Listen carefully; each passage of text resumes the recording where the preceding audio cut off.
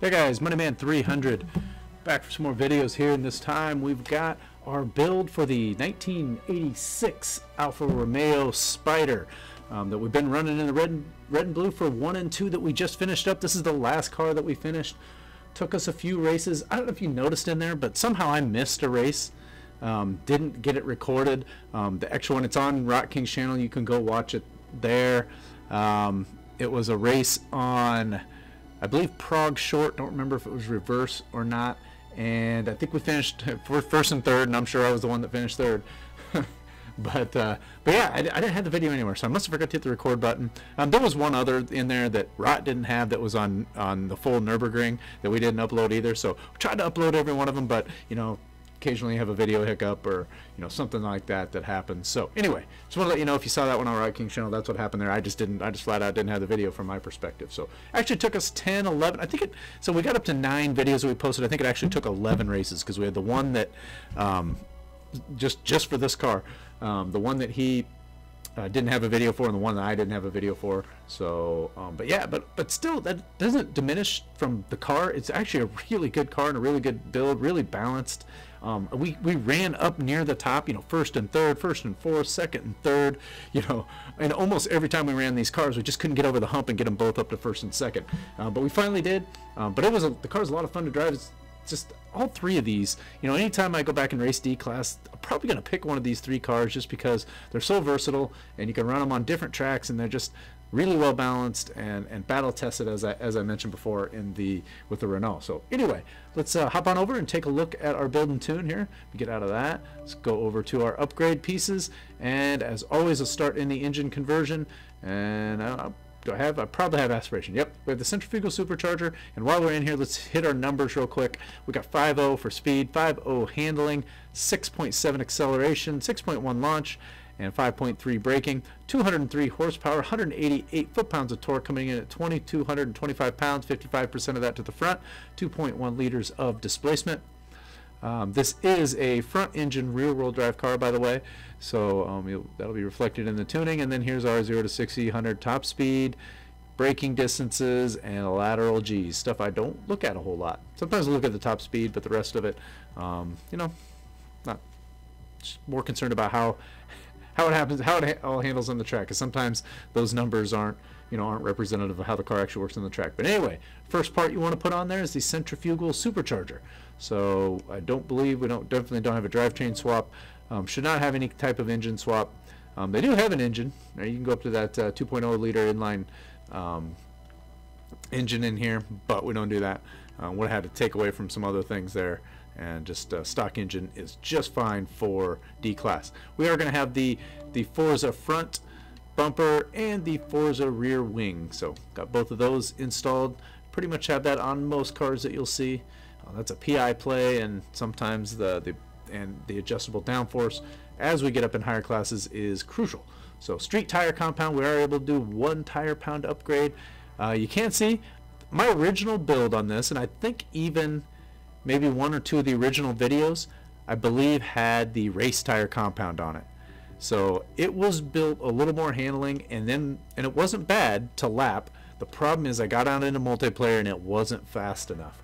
So that's what's great about these cars, is sometimes you build a car to run in rivals and you run laps, and it really isn't very good for multiplayer. The fact that we built these, ran them a little bit in rivals just to make sure they're competitive, and then take them out to multiplayer and run them on multiple tracks really makes them good cars. So I went back to the drawing board, I rebuilt it, and I honestly don't think I noticed any difference in handling between that tire and this tire once I got it tuned. So it ended up faster and better. So there's a potential that you could even run this with stock and it would be even faster, although it's gonna get difficult to drive. Right now it's pretty easy to drive, handles well, and I don't think I would do it. But if you wanted to try a little bit faster version, you could go with the stock tires on there, and you're just gonna get some oversteer and some wheel slippage in the back end. You might have to drop your acceleration differential down, maybe soften up your rear springs a little bit to compensate for that. But definitely an option. So let's look at our tire width here. I do have full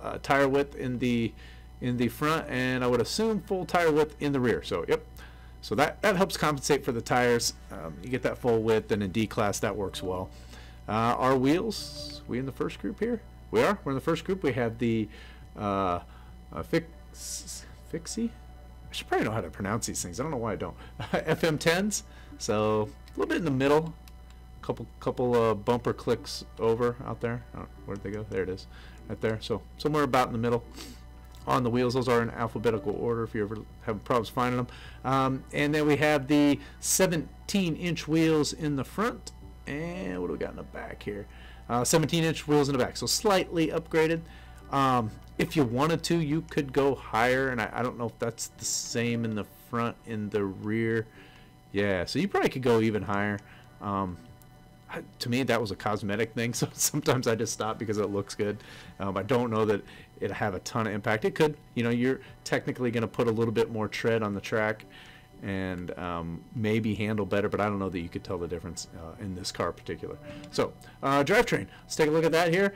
Our transmission, we are going to have the sport transmission, and that's so we can have the adjustable gears. So, it's only a 2 PI upgrade, and to me, that's worth it.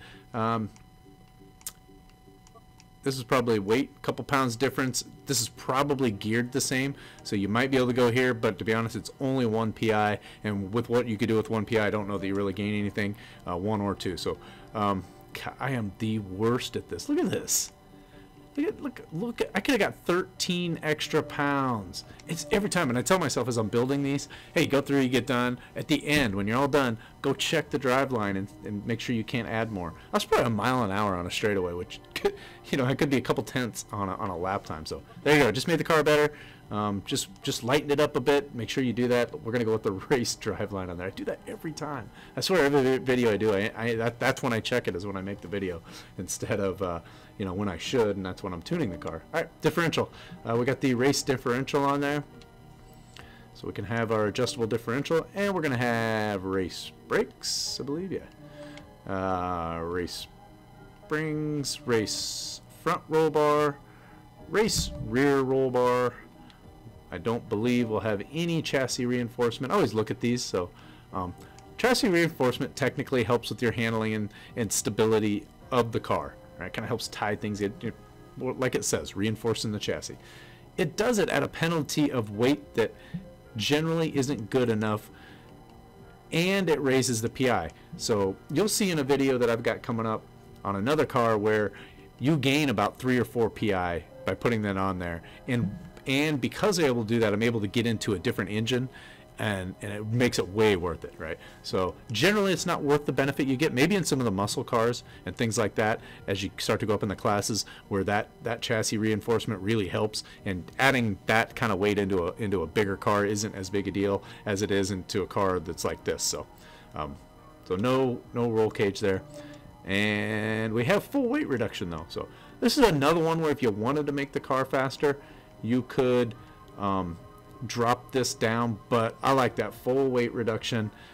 Help with the acceleration. Acceleration is a big deal in multiplayer, coming in and out of turns. Even though this is a momentum car, this is what helps us be able to run on multiple tracks. So I like the full weight out of this car. And let's hop over to our engine parts. We're gonna have a couple things here. So we'll start where I would start, and that's the centrifugal supercharger, and we have the race model on there. And then let's jump to our exhaust, and we have the race exhaust. And then we're going to go through these one at a time. I believe I have a part that I normally don't put on. So I have stock intake. I have stock fuel. I've got stock ignition. Certainly not going to have cams. I got race valves. I've got sport engine block, so higher displacement. I've got no pistons and compression.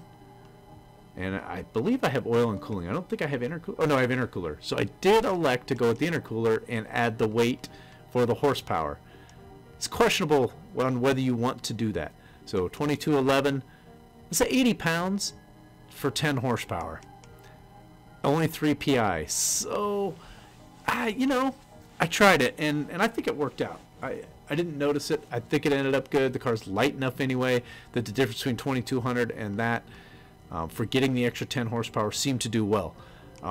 You could come out of here, take this 10 horsepower up, and probably get 3 or 4 horsepower somewhere else and give it a run. Your tune's going to be the same and everything else. It's not going to change anything else, but If you feel like that weight's just too much when you're driving the car, it's going to be really hard to feel that, but that is an option there. But I did go, it's something I don't normally do, but just felt like the 10 horsepower for the 3PI, and plus I was having a heck of a time getting this thing right on 400, and that did it. So that's what I went with. All right, wheels days 28 and 28. That's just where I started. That's just kind of the standard. Leave them there. To be honest, it doesn't make all that much difference. So let me change that so it gets that back. We ended up at 355 for our drive ratio. Negative 3.5 and negative 3.3. It's kind of a standard for my rear-wheel drive cars. And even some of the all-wheel drive, I'll go 3.5 and 3.0 a lot of times on, and in D-Class. Probably when you get up a little higher into some of these cars that have more grip, we'll do a little bit less camber. But right now, you know, I don't have a ton of grip, and the camber really helps. So no toe, front or rear, and a 5.0 caster angle. Really soft on the roll bars. We ended up at 13.2 and 3.46. This is what helped control. So roll bars is a place I do a lot of tuning in, and I do a little bit more extreme tuning. You won't see these in the middle very often. I'm usually one way or another with them, and in this case pretty soft. So soft in the front to help the turning, really soft in the rear to control that rear. And it's a light car. It really likes to kind of skid around a little bit, especially on the, you know, not having fully upgraded tires. So this is how I tuned out, you know, when I went from the full grip tires to just the street or sport. I think I ended up on street tires, so that to keep that back end in check. This worked well. Car's balanced, turns well. Very happy with it. So, and then you'll see an understeer tune here as well. 4 point. What was that noise? It was like some kind of. That's like my sump pump alarm. Well, I'll check that out in a minute. So 499.8 and 3. I don't know if you guys even heard that. 499.8 and 388.5. So slightly oversteer tuned. 5.6 and 5.6. I did have that lower. I did raise it up just a little bit because I was experiencing some bottoming out. And I like to have them just slightly higher when I race multiplayer, just so I don't bottom out and skid out. So. End up at 10.7 and 9.6, 2.0 and 1.3. Again, slightly understeer tuned, kind of keeping that back end in check. I didn't have problems with the. If that thing keeps doing that, it's going to drive me crazy. 10.7 and 9.6, 2.0 and 1.3 on our damping. Our aero, took all that out of there, not needed at all on this car. Ended up at 52% and 135. Now recently, and you'll see this in another video, I started bumping these up to 200%. I just haven't went back and done this on this car. Total personal preference for you guys. I've gotten to the point where I have pretty good trigger control on my brake finger, so I can run a higher brake pressure than this, and it actually seems to cut down on my braking distance. So that's something I've been adjusting. I'll come fix that later. That's a preference thing for you guys. Depends on how much you like to pull the trigger, right? And depends on if you run an ABS or not too. That makes a big difference as well. And we end up with pretty low differential numbers. Again, that had to do with probably could have ran this a little bit higher and been okay with it, but I like to. So I have a pretty good brake finger. Maybe it's because I'm left-handed, but my trigger finger's not as good, right? Or my they call it trigger finger because I'm thinking shooters, but my gas pedal finger not as good. So I'm running a little lower acceleration diff here to help control coming out of the turns, the wheel spin. So 25 and 8 is where we ended up there, and that'll do it for this. So that's it for C class. It's our last, or C class for D class. That's our last build. And we're gonna be moving on. Tomorrow you'll see the C-Class reveal of the cars. I think you guys are going to like these cars. I know I'm excited about them. Looking forward to driving. We already put in a couple races on them, but looking forward to getting some more good races in with them and going through the C-Class series. So anyways, we're going to end up with that. Thanks for watching, and we'll catch you guys in the next one. Later.